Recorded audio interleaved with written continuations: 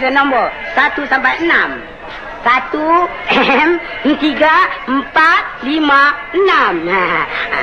Ini dadunya. 1, 3, 4, 5, 6. Awak boleh tikam nombor berapapun awak suka. Kalau nombor awak kena, awak tikam 1 dirham, saya bayar 100 dirham.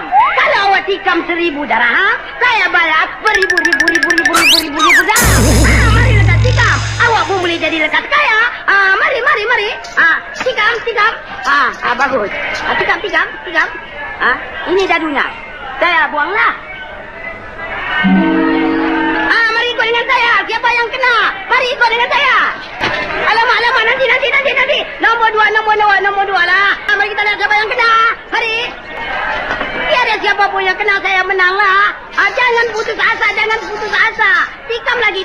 Barangkali ini kali pasti nanti awak semua baik. Tikam. Tiada siapa lagi mau tikam? Siapa buang ini dah 2. Nanti aku nak tikam lah. Hai? Kau orang miskin pun mau tikam kah? Kau punya uang simpan pergi makan sudahlah. Dulu aku orang kaya dah. Aku pergi rumah sudah kena rompak. Itu pasal sekarang aku sudah jadi papa kedana. Kau pun boleh tikam lah. Semalam aku mimpi nombor 2, aku nak tikam nombor 2 lah. Nombor 2 tidak boleh lah. Saya sudah register lah. Tak apalah. Kaya punya pasal aku tikam nombor 3. Bagus.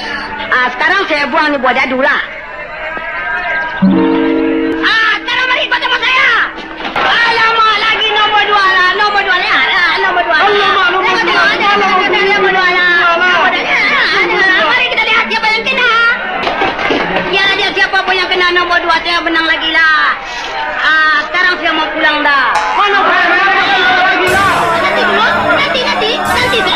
Nanti saya cakap dulu dah. Saya tak boleh buka. Ini buat dadu lebih daripada 3 kali dah. Itu petua guru saya lah. Sekarang saya mau pulang. Mana kau ini macam? Berapa banyak aku kalah lah. 3 bulan punya simpan semuanya habis. Ini hari paling banyak uang lah. Ya. Kenapa dia berhenti? Buat kalah lah. Mari kita ikut sama dia. Yush, mari. Apa tahu Mek berhenti lah? Dah sehingga banyak baik ini hari lah pendek. Anda koreka. Minang nimpang kah? Semua nombor 2 kah? Betul kau pandai lah pendek. Itu pasal aku buka 3 kali. Kalau aku buka 4 kali, tentu aku kena bedal lah.